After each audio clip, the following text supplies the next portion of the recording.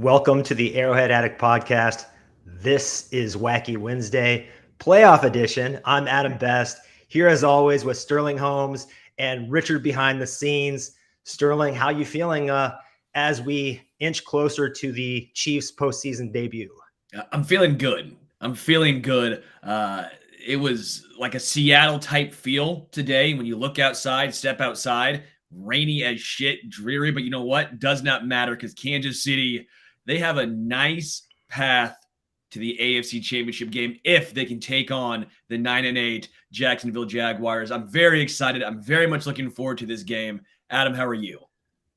I'm looking forward to the Jacksonville Jaguars having a Seattle feeling. Oh, sending them home, feeling dreary. Hey, it's the postseason. Leave the feelings behind. Let's go to war. The only feeling you guys want to have is the KC Beer Co. feeling. Go to KC Beer Co. It's the best beer you will have. Get the Arrowhead Lager. Sell it in 6-packs. They have it on tap. You can get it in a liter. That's what I got it. So freaking good. We appreciate all of y'all's support. It means the world to us. Every time you guys tag them on Twitter, tag us on Twitter, it really does mean a lot to us. KC Beer Co. Please go get some and dare to beer different. Before we go any further, we are going to hit our awards. We are going to do all of our fun segments. We do have one other thing we want to get to, and that's the BetMGM. We're passing along this awesome promo for new BetMGM customers. Bet $10 on the Chiefs and win $200 in free bets as long as one touchdown is scored, regardless of your bet wins or loses. Enter code Arrowhead, one word, at sign up. Offer ends this Friday, so make sure you guys do it today or tomorrow. And just note, this offer is only valid in Kansas, Illinois, Maryland, and Louisiana. For all other legal betting states, use the same code Arrowhead for a risk-free bet up to $1,000. Using our promo code Arrowhead is a great way to support Arrowhead Addict. We get a small fee from BetMGM for each new bettor that uses their code. So if you don't yet have a BetMGM account, do us a solid and sign up with code Arrowhead and place that $10 bet. Bear with me just one more time, y'all. I apologize. New customers only, 21 plus and present in select states. Rewards issued as non-withdrawable free bets or site credits. Free bets expire in 7 days from issuance. See full terms at betmgm.com. Gambling problem? Call or text 1-800-GAMBLER. Illinois, Indiana, Maryland, Michigan, New Jersey, Ohio, Pennsylvania, West Virginia, Wyoming, 1-800-522-4700, Colorado, Kansas, 877-8-HOPE-NY, or text HOPE-NY, New York, 1-800-NEXT-STEP, Arizona, 888-789-7777, Connecticut, 1-800-BETS-OFF, Iowa, 1-877-770-STOP, 7867, Louisiana, call or text Tennessee Redline, 1-800-889-9789, Tennessee, or 1-888-532-3500, Virginia. I am out of breath for you. If whoever listens to I don't listen to my podcast on normal speed. I'm 1.5, 1.25, 1.75, just depending on the show. And that's just going to be a blur. Yeah, that was Micro Machine style. That was a lot. Let's get into the awards. I'll let you talk for a little bit because I am winded. I'm winded for you. So let's get into the wild card weekend awards. Of course, the Chiefs did not play last week, but that doesn't mean we're not going to do a couple awards. There are still some positive developments for the kingdom. And the first is the You Choked Award. You choked. It was yours for the taking, and you choked. You were ready, and you choked. Cool Runnings, a classic from my childhood. And our first award goes to the Chargers for chargering. That was an all-time chargering. Los Angeles got up to a 27-0 lead in the first half and somehow managed to find a way to lose. They inexplicably let Trevor Lawrence rebound. I mean, I thought this might ruin Trevor Lawrence's career in that first half. And they let him come back out and look the best he's ever looked. That was the third biggest comeback in playoff history that the Bolts allowed. The biggest since the Chiefs choke job against Andrew Luck. That was a dark day in Chiefs history. But it's a lot better when we're watching one of our rivals experience it instead of experiencing it ourselves. Wouldn't you agree?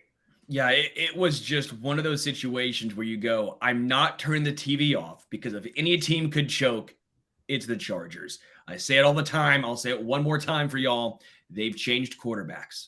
They've changed head coaches. They've changed cities. They still find a way to choke. They are the Chargers. It's what they do. It's what they do. They didn't even force a turnover. Jacksonville wasn't even forcing a turnover, and they still came back. That is literally almost impossible. To give up 5 and not force any. That is a discrepancy that you hardly ever see a team win in that situation.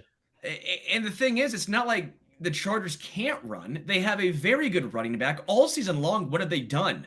Duck down to Austin Eckler.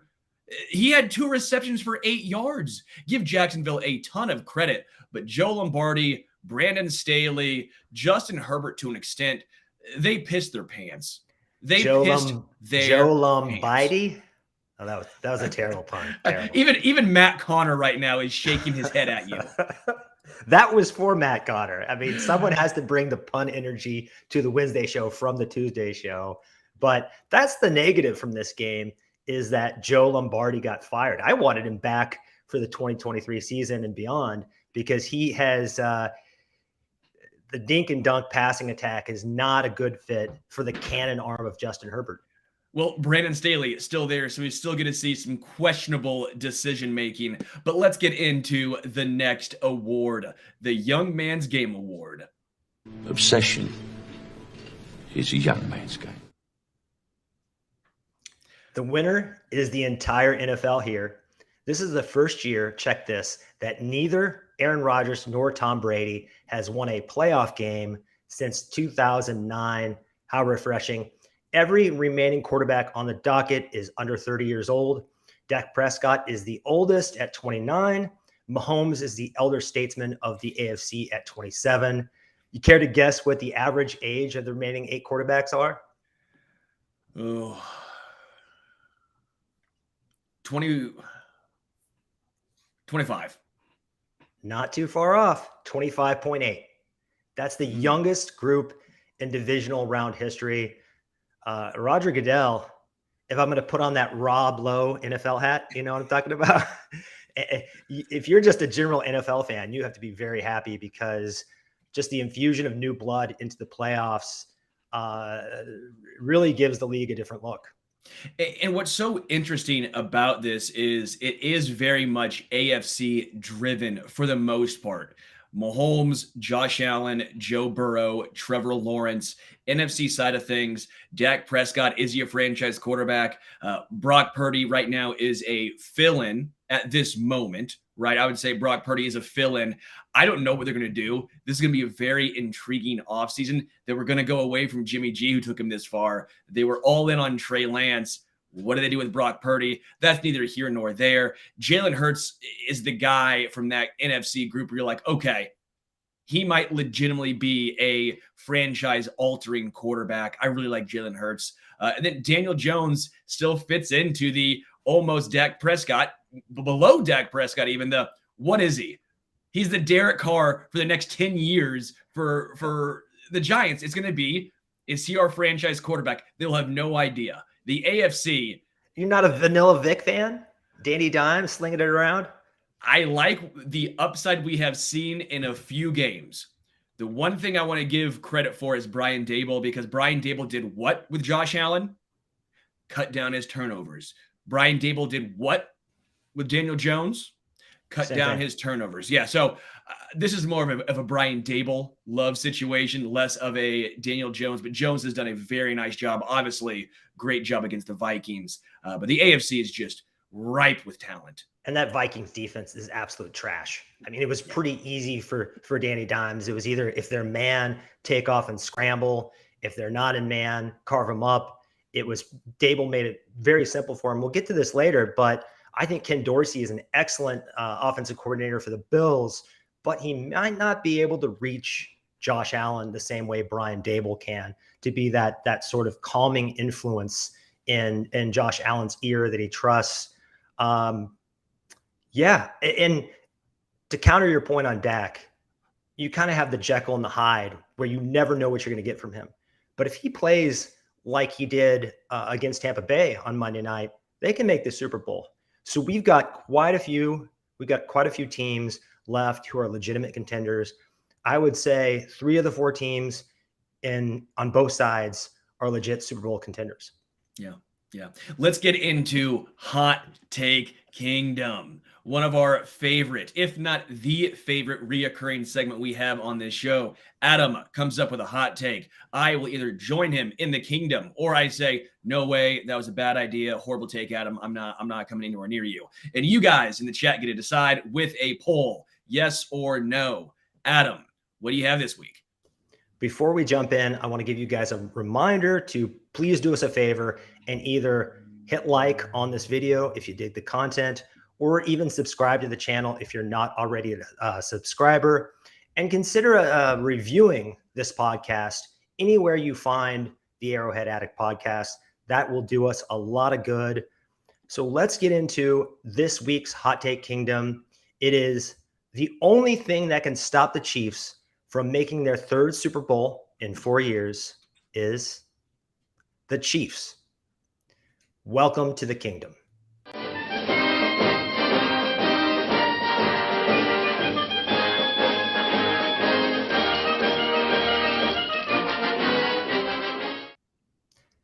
This is going to be a three-parter, a little bit longer for the postseason. And first up, part one, is Jacksonville. What's in Jacksonville? Nothing is the answer. The team is irrelevant and their fan base doesn't travel. Let's break this down. So Doug Peterson is legit. He's 5-1 in playoff games where his team is the underdog. It's also true that Trevor Lawrence has never lost on a Saturday. Kind of a wild stat.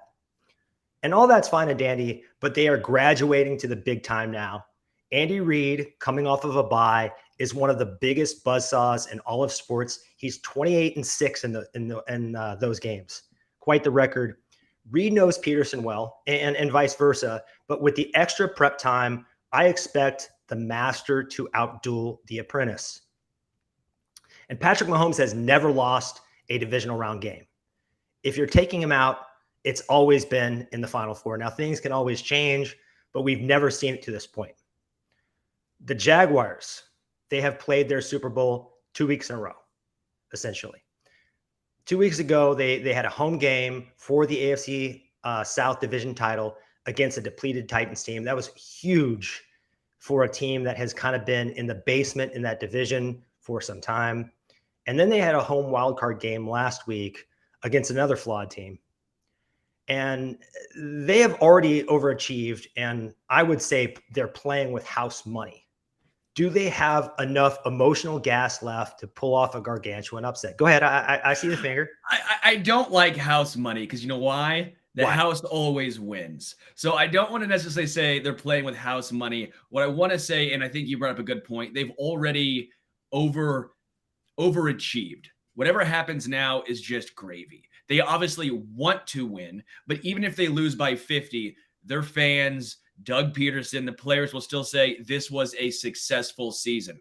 They are a year early in their development, although I would make the case the Giants are too in the NFC. They've done what they're supposed to do a year early, okay? So there's a sense of they can play loose.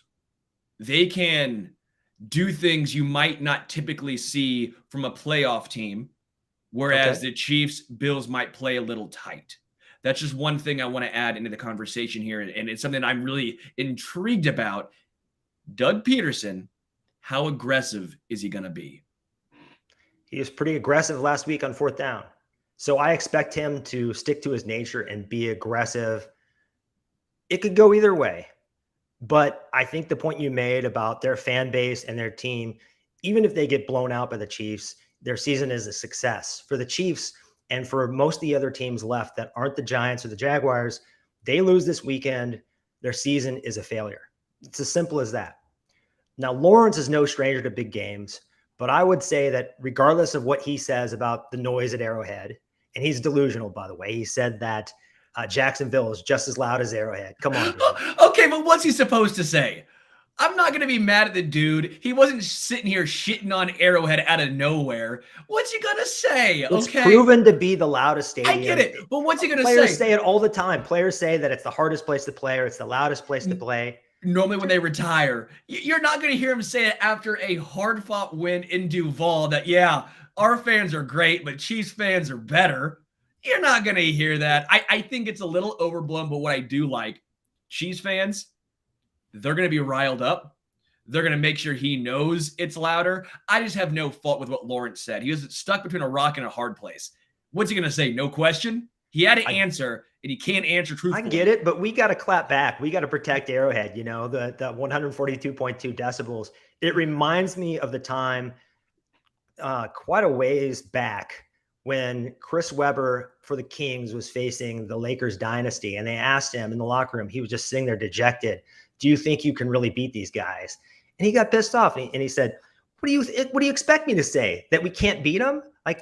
And so I totally get that he has to put the soundbite out there that you expect from your franchise quarterback, but it's going to be loud. It's going to be crazy in Arrowhead. And you can trust that Steve Spagnuolo is going to dial up the heat and try to rattle them, especially after what we all saw in the first half in the wild card weekend, where Trevor Lawrence came out shaky as hell, threw 4 picks. Now, a couple of them weren't his fault, probably. I think there's a pass interference and maybe a tip. Would that be fair to say?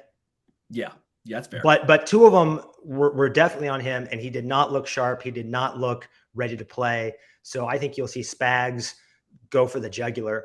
The Jaguars are ranked 30th in pass defense in DVOA.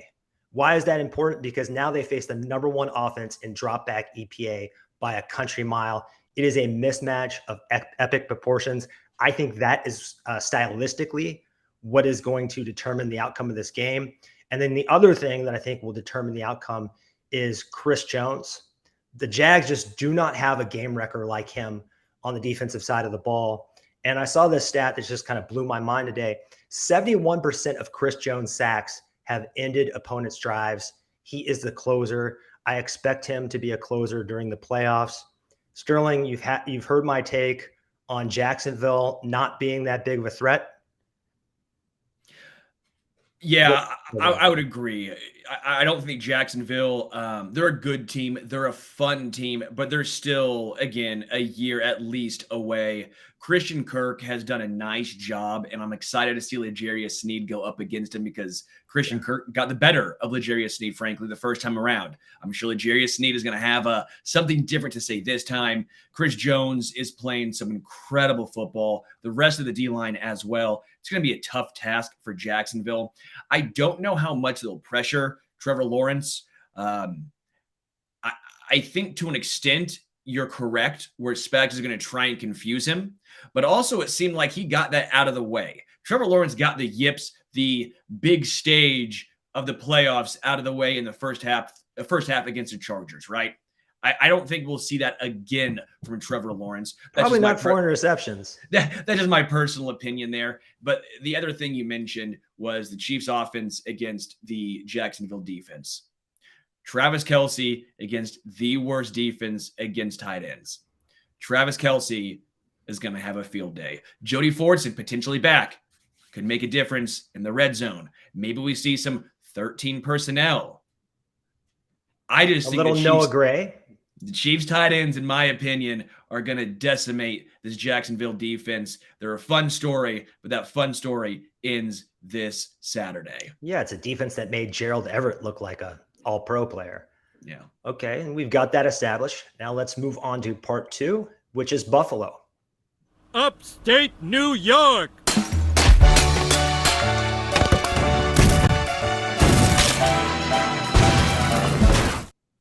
If you guys ever get a chance to watch that entire clip, it is Homer Simpson's. It's a spinoff on New York, New York. It's called Upstate New York. He sings a little musical number. It is hilarious. Our friends from Buffalo probably don't like it very much, but hey, they're our foes right now. So the Buffalo defense let third-string quarterback Skylar Thompson hang with them. And in my opinion, injuries have ended their run as a dominant unit. They just do not look the same as they have in the past when they look like the best defense in the league. And honestly, if head coach Mike McDaniel knew how to manage the clock, they might be sitting at home right now. They might be on vacation. Also, if Jalen Waddle and Tyreek Hill showed up in the first half, those 2 guys looked like their heads weren't in the game. They looked like they thought they had no chance. And they kind of turned it around in the second half and they saw things get closer.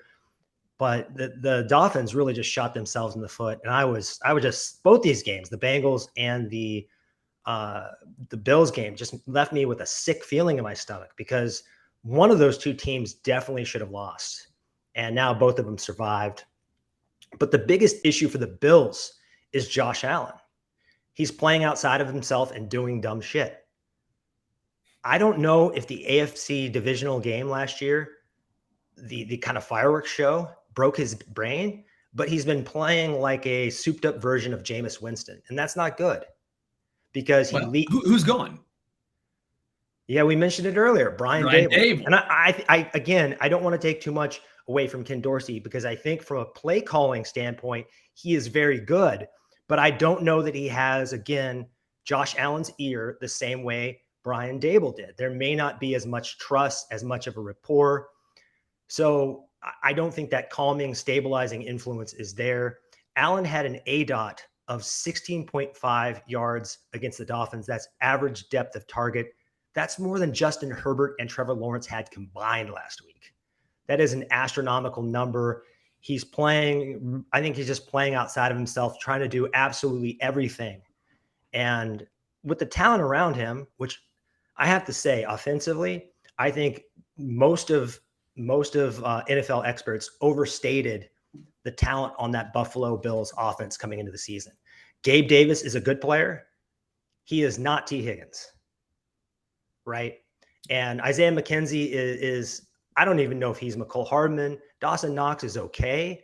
Is he even a top 12 tight end? Stephon Diggs is the man, obviously, top 5 receiver in the league or so. But I think that Josh Allen feels the need to do everything himself. And a lot of times that goes to the point where it becomes a fault. He had 7 big time throws, and that's great. But he also had 3 turnover worthy plays. He had a strip sack that went for a defensive touchdown. And the difference here between Mahomes and Josh Allen is that Mahomes gives you the same upside. Now, maybe he's playing within himself a little bit more, so there's not going to be as many explosive plays.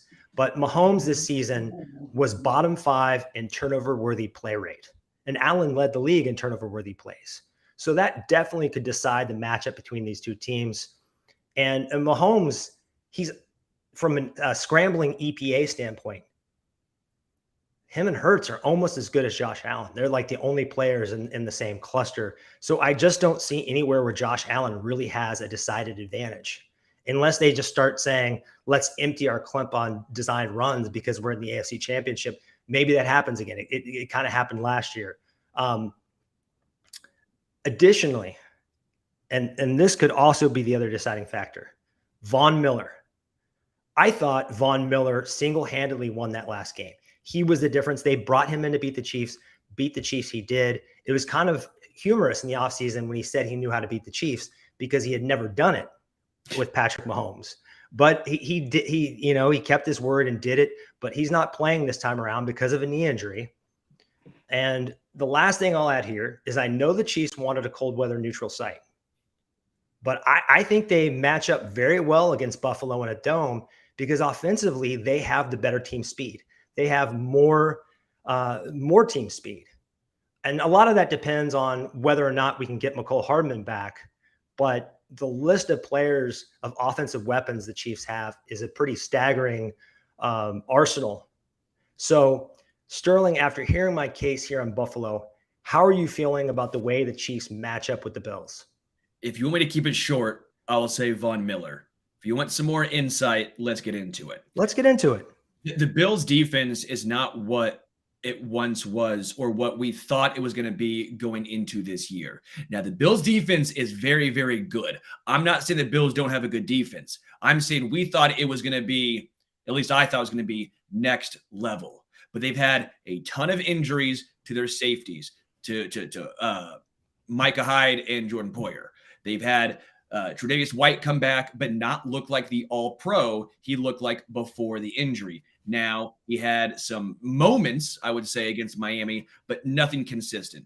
So Tre'Davious White's not the same Trey White we've seen in the past. And Von Miller, that's just a massive loss. Now, Matt Milano, he's playing maybe the best football we have seen from Matt Milano his entire NFL career at linebacker. He's playing really, really good. But it's only one guy. It's only one guy. Von Miller was the game changer. With him being gone, that is massive. The Bills offense, Verderame has screamed this all season long, and it's come true.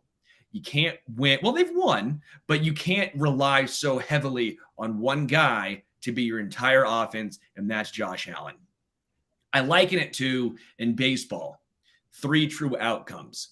The Bills offense is becoming Adam Dunn. It's just, let's try and hit a home run. If not, it's an interception, and that's it. That's all they got.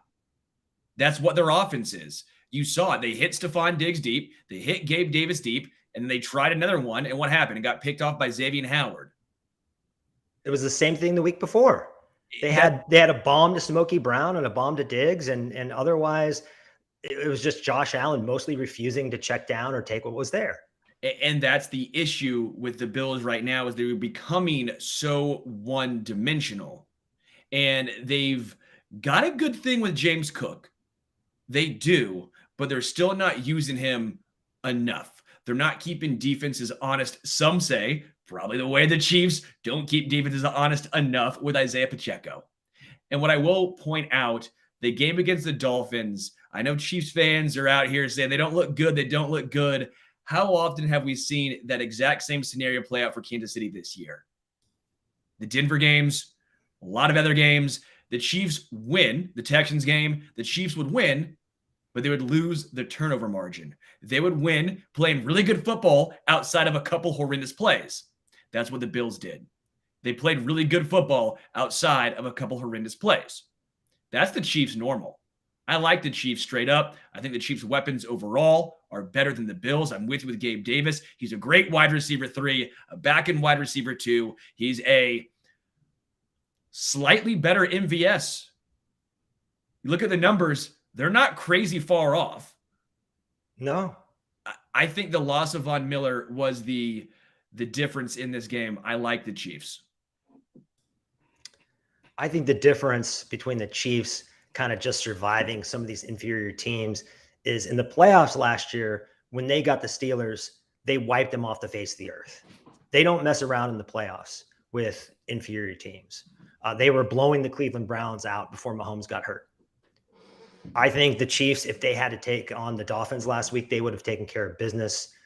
And in my opinion, the Buffalo Bills might be experiencing what the Chiefs did early in 2021, those kind of growing pains as the league adjusted and kind of crowdsourced a way to stop what they were doing. And Josh Allen is kind of resistant in the same way Mahomes was a little resistant. He doesn't want to play boring. He doesn't want to just take what's there. He's big game hunting, and it's going to take him a while to change that. I don't know that he can do that in season. It may be an off-season thing that he has to correct. So okay. One last thing with the Bills. Yeah. I said it with the Chiefs against the Jacksonville Jaguars. The Bills have this as well. The Bills were picked by almost everyone in the national media to win the Super Bowl this year. Hell, I know I picked them to win the Super Bowl this year. I thought the Bills were the best overall team. But again, the loss of Von Miller, Tre'Davious White, we now have more information. I like the Chiefs. But the point is, if they don't win the Super Bowl, that feels like a lost season for them.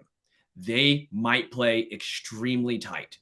They have to at least make it to the Super Bowl. The Bengals have at least made it to the Super Bowl. The True. Bills, as much as Tony Romo likes to call them the champ and Michael Jordan and Mr. January, well, maybe because he doesn't play in February, they have to at least get there. They have not. There's a lot of pressure on the Bills. That's something I want to point out. I would argue more pressure than the Chiefs have on them, because the Chiefs, Easy. there was we're going all in right now. We have a 1 or 2 year window. The Chiefs feel like they have a 10-year window. There's a lot more, and they've already won one, and they've been to another Super Bowl. So there's a lot more pressure on the Bills. I agree. Let's finish up with part 3, Cincinnati. You're good, kid. But as long as I'm around, you're second best. You might as well learn to live with it. That is a quote from the movie The Cincinnati Kid, appropriately, and that sums up my thoughts on Cincinnati's new kid, Joe Burrow. Bengals fans are going to hate me. And if there are some of you out there, we appreciate you watching. We thank you for being here. But part of their team having the Chiefs number is luck. This is an even matchup. It's an even matchup. All 3 losses were decided by 3 points, just a field goal. One game came down to essentially the final play with some dubious officiating, and the other went to OT. So very, very close. Any of those games could have gone the other way. I don't think it's fair to say that the Bengals have the Chiefs figured out and that this is just the worst matchup possible for Kansas City that they'll never overcome. I don't see it like that. They have an edge right now. Mentally, I think they have the edge. And they've been the better team slightly, but I think it's pretty close. I think it's very close. I think the difference is the Bengals offensive line is a disaster. The Bengals offensive line looks like the Chiefs offensive line in the Super Bowl. And let me remind you all, we didn't hear any sympathy around the NFL when the Chiefs were rolling out that O-line. The Bengals get no sympathy from me. They should get no sympathy from anyone in Chiefs Kingdom. You know what we were told to do? Next man up. So Bengals, next man up. Jonah Williams, their tackle, he's week to week. Without Jonah Williams, we saw what that game looked like. Without one of their best guards, we saw what that O-line looked like. They were already not elite. They're no longer even good. They are bad. I think the Bills, by the way, will take care of business because the Bengals were playing the best football in the NFL, in my opinion, up to this point. That offensive line is a major, major issue. The one thing I will say for Joe Burrow in that offense, they have a lot of guys that can win man coverage, zone coverage, beat their guys early. Jamar Chase, Tyler Boyd, T. Higgins, Hayden Hurst is solid, and Joe Mixon. They're not afraid to run the ball, and Joe Burrow gets the ball out quick. That's the one factor that helps them. But that offensive line is bad. That's the difference. That's going to be the difference no matter who they play. I can't get past that O-line. Just like everyone gets past them on the defensive side of the ball. There you go. That was going to be one of my major points here, is that Jonah Williams and Lael Collins, the starting tackles, they're gone due to injury. And so is starting guard Alex Kappa. And these aren't injuries that happened 10 weeks ago. These are all recent injuries. So this unit, this offensive line unit, hasn't had time to kind of gel and figure itself out. It is very much in the same situation that the Chiefs were in when Eric Fisher went down in the Super Bowl. And Jackson Carman, let me tell you about Jackson Carman. He is a huge liability, the second-year player out of Clemson. He makes Andrew Wiley look like Orlando Pace. He is maybe one of the worst starting tackles in the entire league at this point. This is an extremely exploitable matchup. And last time this defensive line matched up against the offensive line of the Bengals, Joe Cullen wasn't the defensive line coach. Chris Jones was having a bit of a down year that started with him playing out of position at defensive end. He was on the edge for the first month and a half of the season. He was also injured. He was dealing with a plethora of injuries. And I just don't think Chris Jones looked like the player he is right now last year. The other thing is there was no George Karlaftis.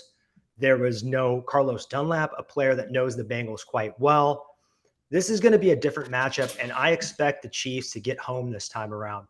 The other matchup that's different is the Chiefs secondary last year was extremely slow and bad at limiting explosive plays. This year, they're young, relatively inexperienced, a new unit outside of Juan Thornhill and L'Jarius Sneed, but they are fast. And they don't let players get over the top of them a lot. They were one of the better units in not allowing explosive plays. I don't expect Jamar Chase and T. Higgins to drop 75, 60-yard bombs on the Chiefs. We lost Sterling for a second. Oh, there you are. So team speed in the secondary for the Chiefs. And then lastly, I just believe in Patrick Mahomes. He's a competitive prick. It has to be eating him alive that this team, and specifically Joe Burrow, has beaten him 3 times in a row. And it's not really fair in a sport that's as much of a team sport as the NFL is to say Joe Burrow has beaten Patrick Mahomes, because Joe Burrow has played with a much better defense than Mahomes has. But that's not the narrative. The narrative is that Joe Burrow has Patrick Mahomes' number, and that just has to be eating him alive. So Sterling, what's your take on the vibes out of Cincinnati right now? You're muted, buddy.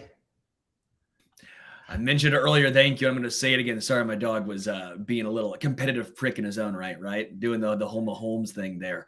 The Chiefs' defensive line has improved so much as the season's gone on.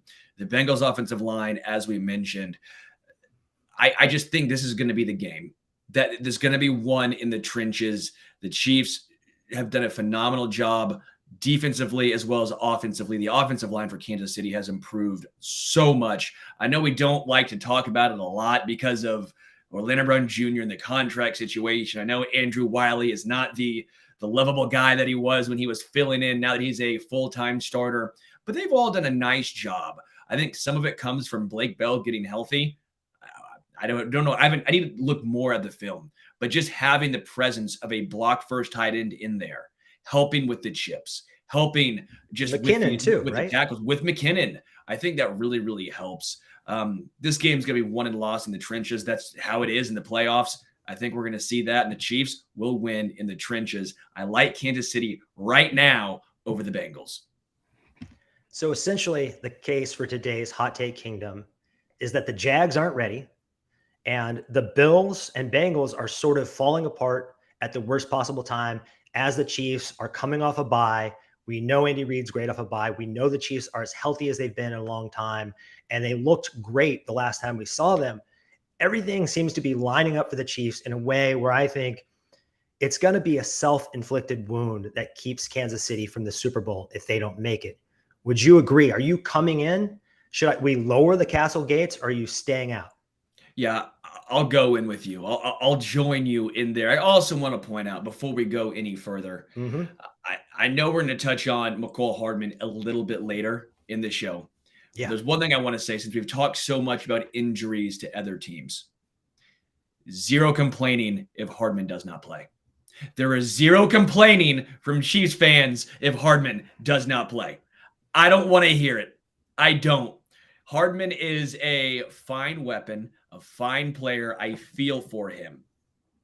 He's not essential in my mind to what the Chiefs do, whether they win or whether they lose. Von Miller, he's essential. The tackles for Cincinnati and their guard, essential. That's all I'm going to say. The Chiefs are relatively healthy, and I'm enjoying it, frankly. I'm enjoying the good health, knock on wood, from the Kansas City Chiefs. I might debate this if it weren't for the Kadarius Toney trade.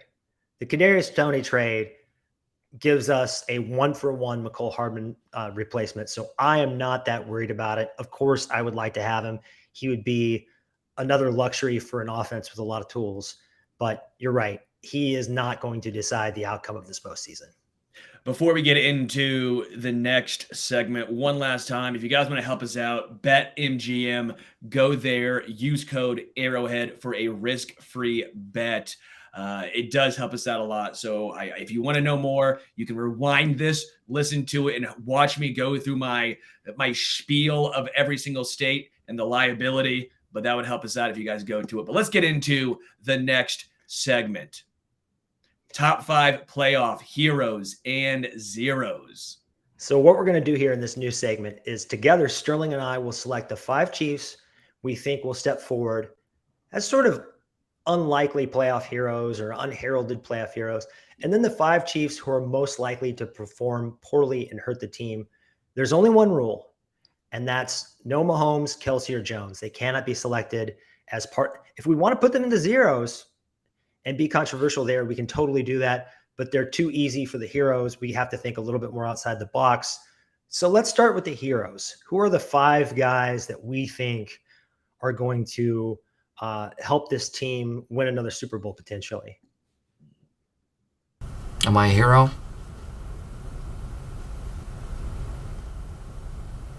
I really can't say, but yes. It's totally the pause that makes it. You mentioned Orlando Brown and him protecting Patrick Mahomes and giving him the chance to thrive. He's so good at not taking sacks that when our left tackle completely blows his assignment, it really sets us back. What's your take on potentially throwing Orlando Brown in here? Or is he more of a zero? I'm intrigued by Orlando Brown Jr. for how good he has been recently. I will put him as a hero. I know this is not going to be pretty for a lot of fans, but Orlando Brown Jr. has done a very nice job, especially since that Cincinnati game. I will also point out who was missing in that Cincinnati game. Joe Tooney. Tooney. I think Orlando Brown Jr. has a very nice playoff run and builds off what he's done to end this season. So he will be a hero for me. Do you agree? I do agree. And I also want to say that we can make him a zero too. A guy can be, heads or tails in this situation. And Orlando Brown might be that player that could go either way. And our fate could hinge on that outcome. I'm also going to go with L'Jarius Sneed. I think his ability is so essential to a secondary that is young at the cornerback position, that maybe not be as talented as we wish it would be at the safety position. So I'm going to go with L'Jarius Sneed. He's so versatile. He can almost play like a linebacker. He can shadow guys like DK Metcalf. He's a phenomenal blitzer, one of the best in the league. Spags is going to use him to disguise what he's doing. And I also think his leadership will be a boon to that unit. Do you agree on L'Jarius Sneed? Yeah, 100%. I think he's going to have a great game against the Jags. I think we'll see a lot of him one-on-one against Christian Kirk. I am a big fan of L'Jarius Sneed traveling. I think he did a nice job against DK Metcalf. I know some fans were complained a little bit about his performance against DK Metcalf. I think he did a nice job. DK Metcalf is who he is. He made Charvarius Ward, who's had an amazing season, look like a fool multiple times. L'Jarius Sneed is very, very good. I like him traveling. So, yes, I'll consider L'Jarius Sneed a hero in the playoffs. Yeah, it's unrealistic to expect a corner going one-on-one, shadowing DK Metcalf to give him a donut. That's just not going to happen. He's going to get his. A player like that is going to get his.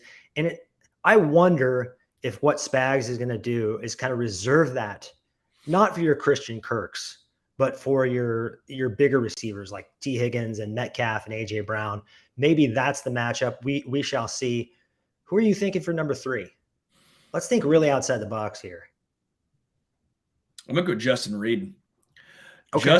Justin Reed has had a nice end to the season for Kansas City. He had a very rough patch. I was very hard on Justin Reed because he is relatively expensive for a safety, and I do not think Kansas City should be spending the money on a position that, in my opinion, you can find a guy for a lot less. I don't think that it's not a cornerback, it's not an edge rusher, it's not a quarterback or a stud wide receiver. Safety, in my opinion, is not the most valuable position. But Justin Reed has really come on. He's not missing a ton of tackles. I think he'll be very impactful, especially this first game against Jacksonville. If Spagnuolo does what we think he might do, which is try and confuse Trevor Lawrence, right? Yeah. What did he use Justin Reed for? He sent him on blitz. He put Justin Reed everywhere. I think we'll see Justin Reed have a major impact in the playoffs. And if he doesn't, that will probably be a major complaint among the kingdom in the offseason, because if you think back, the Chiefs chose to let Charvarius Ward go, who plays cornerback, a premium position. He's been great for the 49ers. It's been excellent. One of the better corners in the league. He did get burned on Sunday, but against DK Metcalf, as we pointed out, that could happen to anybody. And it seems like Spags values the safety position more than a lot of the league does. And maybe that's part of what's behind Justin Reed.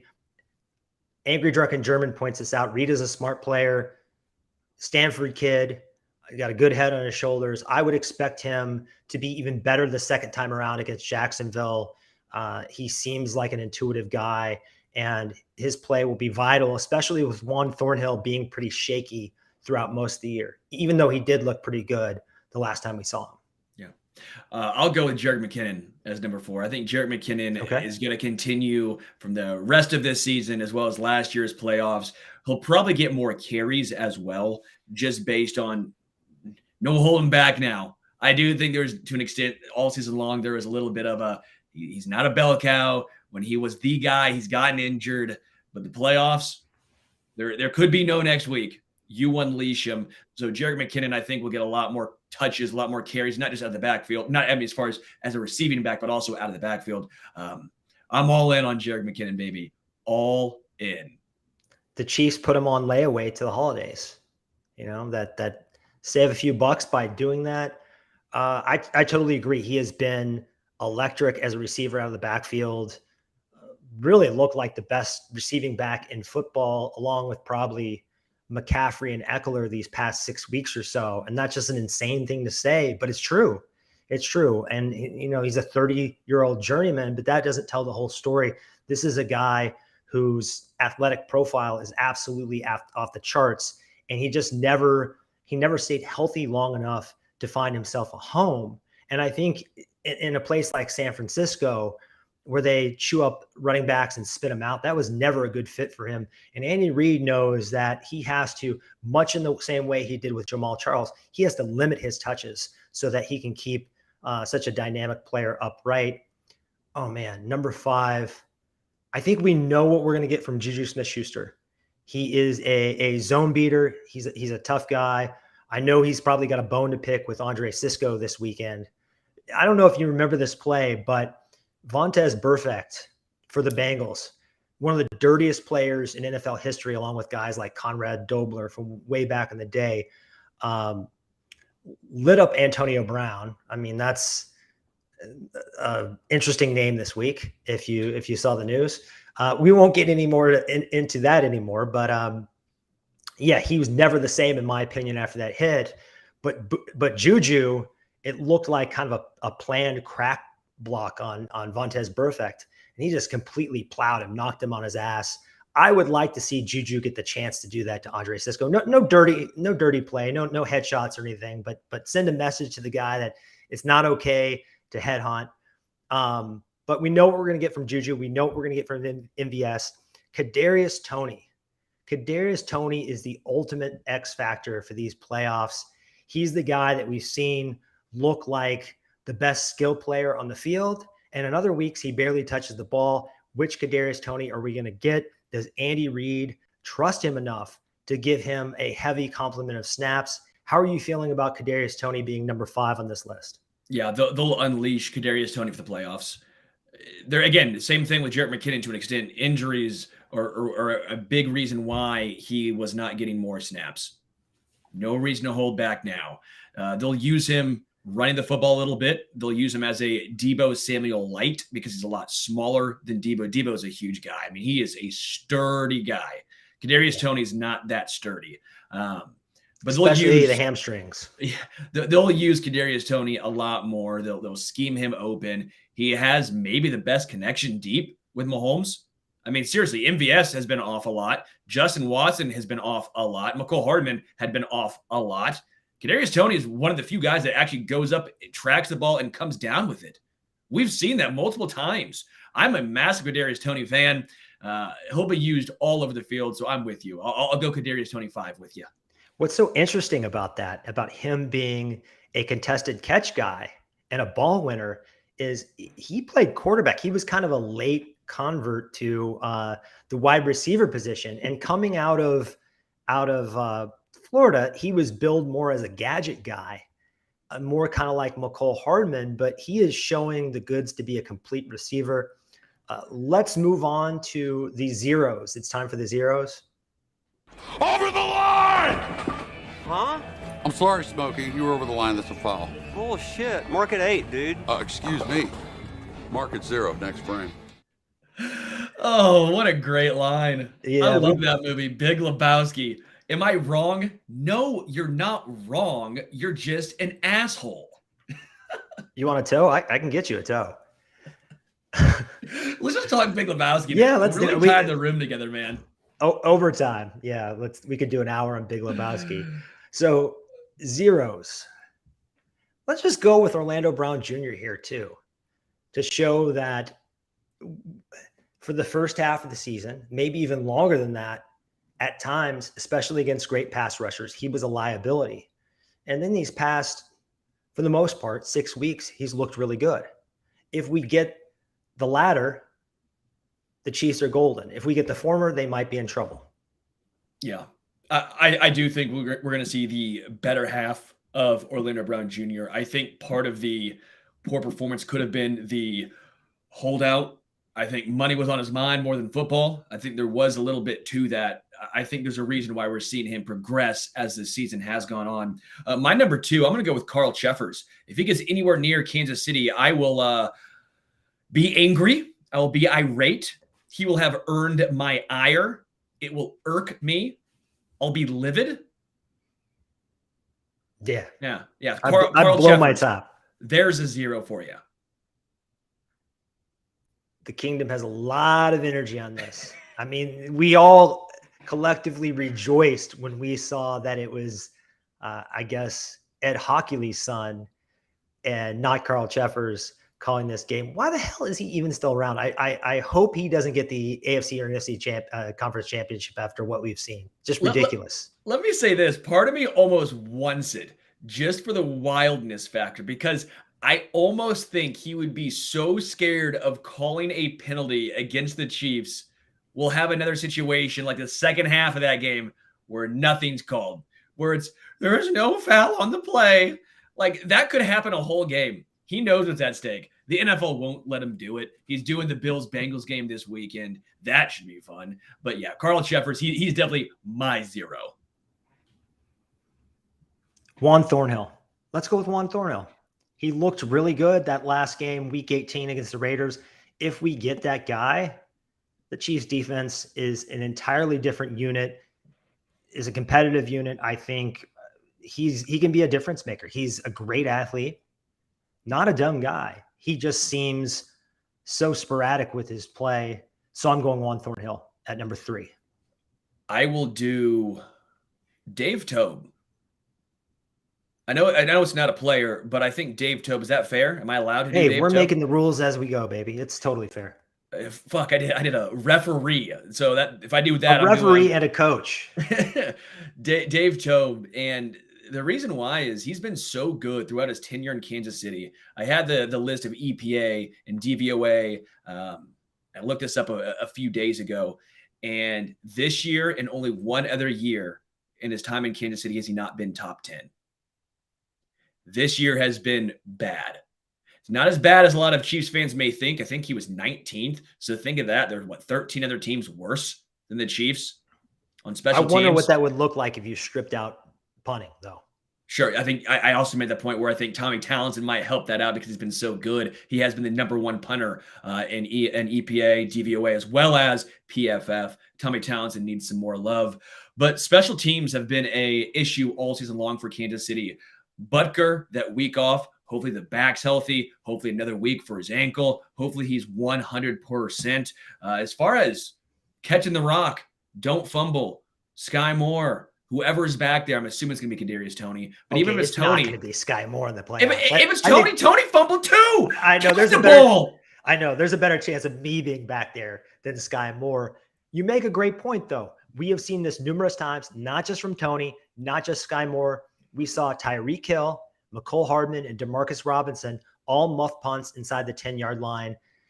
I was going to go with Harrison Butker, but I like that you're putting all this under the Dave Toub umbrella, the punt returning issues and the kicking issues. I think our coverage units are fine.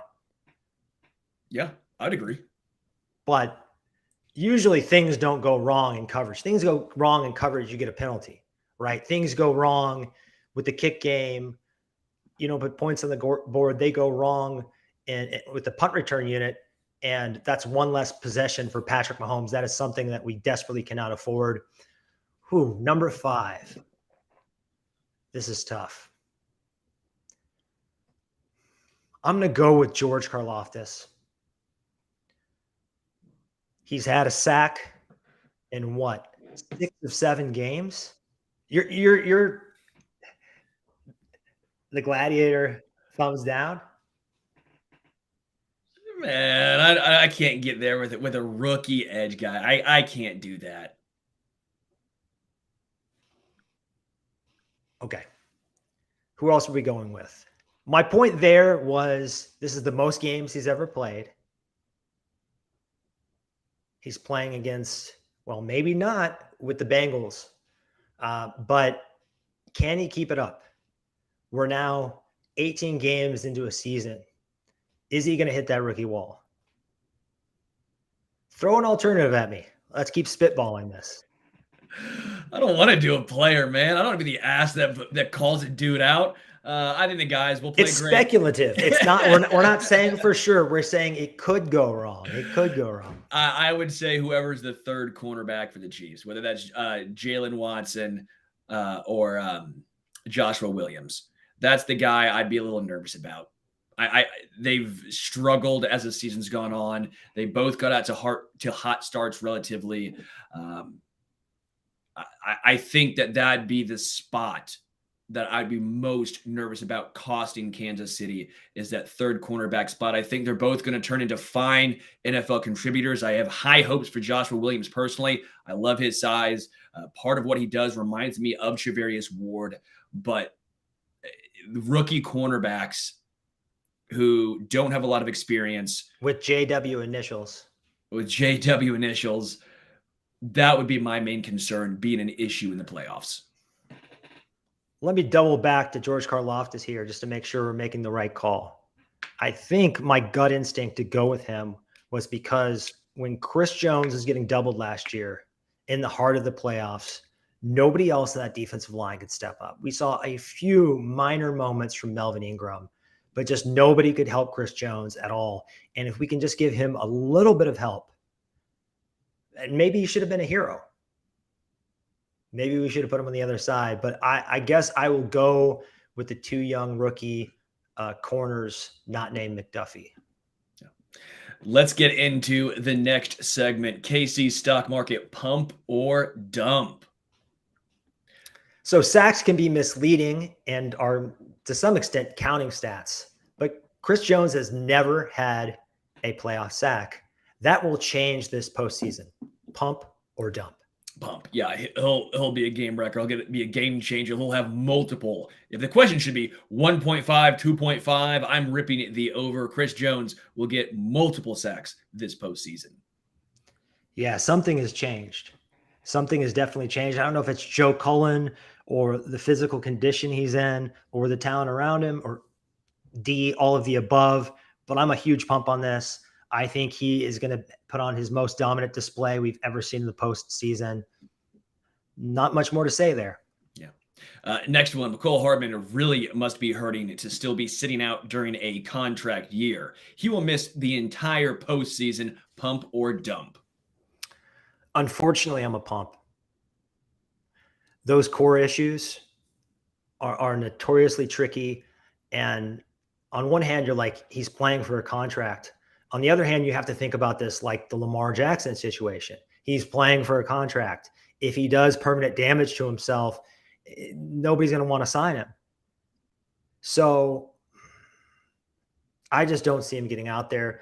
Maybe he makes it back. The Super Bowl is a pretty long ways away because of that 2 weeks. So maybe, but how much good is a guy going to do coming back to the Super Bowl, his first game? We even saw Terrell Owens. If you remember that back in the day, he was sleeping in the hyperbaric chamber or whatever the hell he was doing after that broken leg. And he came back and didn't look like himself. If I were Mecole Hardman's agent, I would probably say, if you're not right, you're not right.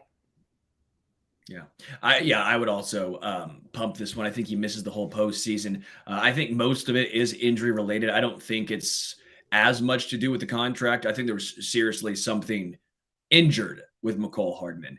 It started off as an abdomen illness, then it turned into a groin, which turned into a pelvic. We don't really know the full extent of this. We're trying to get answers. We're not getting answers. You know how tight-lipped the Chiefs organization can be. I know originally they thought it was going to be a 2, maybe 3-week injury. They didn't even know if they were going to put him on the IR. It seemed like more of a precautionary type of situation, but something is not right. Obviously, Mecole, obviously the Chiefs, this is more intense than originally thought. Playing devil's advocate, they did activate him.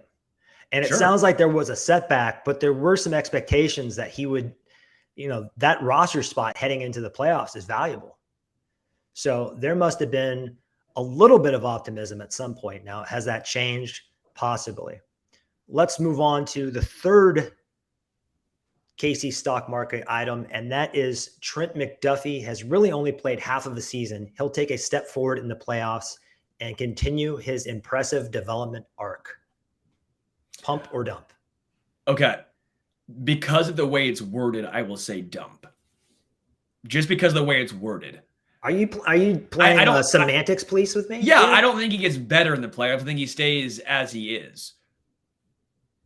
He's going to have tougher competition. You're going to go up against top-end guys, top-end quarterbacks. He's been really, really good, and I think he continues to be really, really good. But I don't expect him to all of a sudden turn into a lockdown guy. I don't expect him to turn into prime Jalen Ramsey.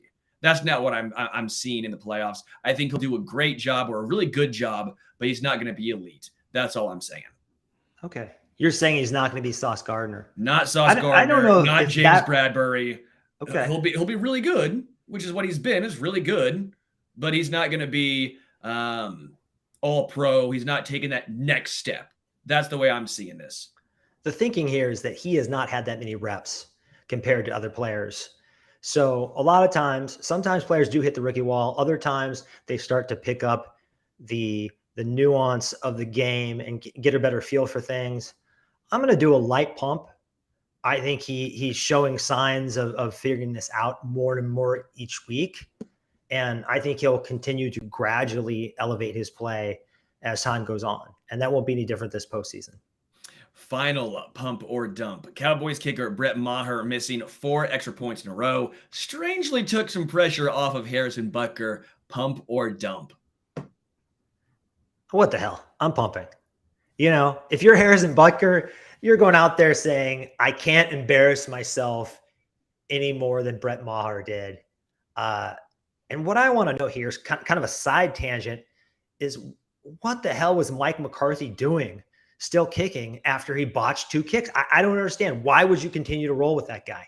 I almost liked what Mike McCarthy did. They're sticking with him. They're sticking with Brett Maher for the rest of the playoffs. He had been really good for the Cowboys all season long. He obviously was in his dome. How do you get out of your dome? You go out there and kick. He wasn't in his dome. They were in Tampa Bay. Come on now. That was not your Adam Best joke.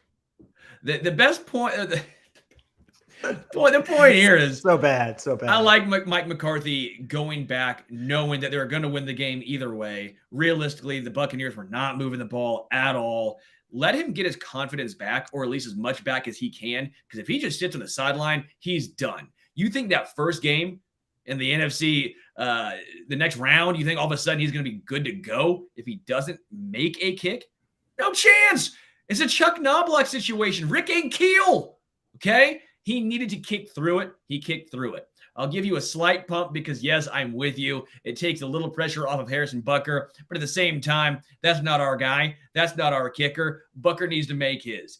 Butker will make his. I think the bye week helped him get healthy. I'm still standing by it. I think that was the main reason for Butker's misses this year. It's the injury.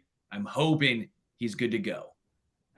I don't know if I'm with your galaxy brain take there. If you really want to salvage the guy's confidence, why you just stop it? Just stop the madness. Let him make one. No, send him to therapy.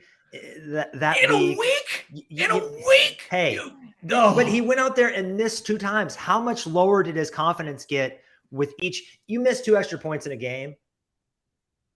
You're probably not a national story. You missed 4 in a row. That's unprecedented.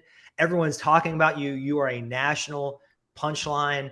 I just think they could have kind of mitigated what was happening and done a little bit of damage control. They were going to win.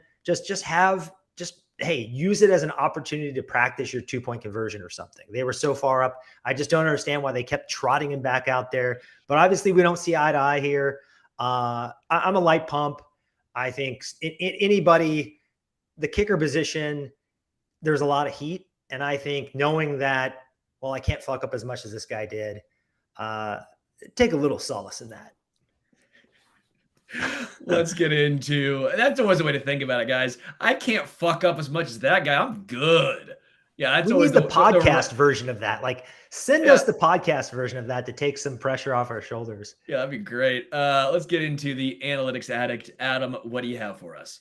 Just a few quick stats to showcase the Chiefs' offensive dominance during the regular season. So Kansas City had more first down conversions on first or second down than any other team. That means converting prior to third down, and that was by far. They had 277. Care to guess where the next team was at? It was Minnesota. I'll tell you the team. Wait. Oh, who they played against? No. So the Chiefs had 277 first down conversions on first or second down. Sure. And that was more than any other team by far. Who was second? Minnesota. With how many? Yeah. Oh, I was trying. I'll go 243. What? It's 244. You really are Galaxy brain. Look at you over there. But that gap from 1 to 2 is the same size roughly as the gap from 2 to 18. That's how good the Kansas City Chiefs have been on early downs. And the dominance does not stop on early downs, because even though the Chiefs don't see third and fourth down very often, they are second overall in conversion rate on both downs. So whether it's first, second, third, or fourth down, you are basically in trouble. The Chiefs are essentially a top 2 offense on every single down. The question is how you stop that. And I would say the other question is, if the defense can just give them average, top 12 to top 15, the offense is going to take it the rest of the way. We saw that in the Super Bowl year. We almost saw it again in the year that ended with the offensive line evaporating. So that's all we need is top 12-ish from the defense. Yeah, the defense has come on as the season's gone on. They went through a rough patch. They rightened the ship. They straightened the ship out. And I think Spagnuolo is doing a great job. He saved something back for the playoffs. I'm not team fire Spags. I'm team Spags is doing fine. Yep. I think that the Chiefs defense will be ready this playoffs. It's like the conversation we've had about Harrison Butker. You're mad at him. I get it. Fine. Who are you going to bring in that's better? Yeah. Especially for this team. I like the match, the marriage with Spags, because you want someone aggressive back there. Patrick Mahomes and the talent of this offense allows you to be a little bit of a mad scientist as a defensive coordinator. They're sitting at something like 17th for EPA, and they were coming from like late 20s at one point. So they've probably been better than that this past 6 weeks. They're right where they need to be. They're peaking at the right time. Let's finish the show with the parting shot. Between 1994 and 2015, the Chiefs had a 21-year playoff drought. The team had an equally long drought between 1970 and 1991. In the Mahomes era, the Chiefs are 8-3 in the playoffs. The last 5 years have turned a tortured fan base into a triumphant one. Yes, the Chiefs are a Super Bowl or bust franchise, more so than any of their rivals. But the book of Mahomes has simply just begun. We're only a few chapters in. So enjoy the postseason, and remember, if things don't break our way, the Chiefs will be back again and again and again and again and again and again. That said, I'm feeling optimistic. How about you, Sterling? Very optimistic. Take care of business. On a scale of 1 to 10, how optimistic are we feeling? I'm about an 8.6. To make the Super Bowl, win the Super Bowl, beat the Jags, which one are we talking? Win the Super Bowl. Let's just go all the way here. I will say to win it, I'll go 4.3. 8.6 to 4.3. Well, let's be real here. Do other teams get odds too, or is it just the Chiefs? It's 8.9 out of 10. No, it's not the odds. It's my confidence. I think things are breaking right for them. And my biggest fear at this point, not to overlook the AFC, not to even overlook the Jags, who will be feisty on Saturday, but my biggest worry at this point is the Philadelphia Eagles. I think they are the other team, and even them. Jalen Hurts doesn't look right. So who are you the most worried about with the Chiefs, other than the Chiefs. Last year, no offense to the Bengals, but the Chiefs had that game. They beat themselves in the playoffs. They collapsed. I think they learned their lesson, and they've been waiting for a calendar year to right that wrong, and I expect that to happen in the next month. Yeah, I would go with the Jags, the team in front of them. One game at a time. That's the most dangerous team. You and I aren't playing, though. I know fans get upset when we look too far ahead. I'm not a trainer. I'm not a coach. I'm not a water boy. It doesn't matter. I can speculate as far down the road as I like. With that said, we will see you guys this weekend. Really looking forward to this playoff action. We've got a lot of content coming out for you. Go Chiefs.